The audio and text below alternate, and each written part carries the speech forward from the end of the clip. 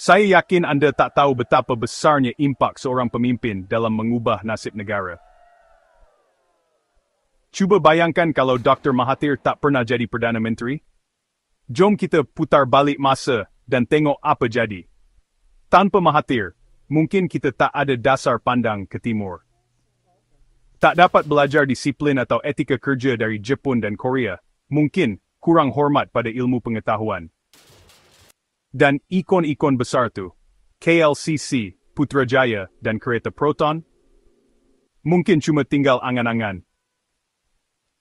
Ekonomi kita masih terperangkap dengan getah dan kelapa sawit, bukannya kilang dan ekspor. Lupakanlah wawasan 2020. Tiada perbincangan nasional tentang teknologi atau perpaduan. Malah hospital, sekolah, dan universiti macam UiTM, akses mungkin jauh lebih terhad. Mahathir tak sempurna, tapi visinya membentuk Malaysia. Apa pendapat anda?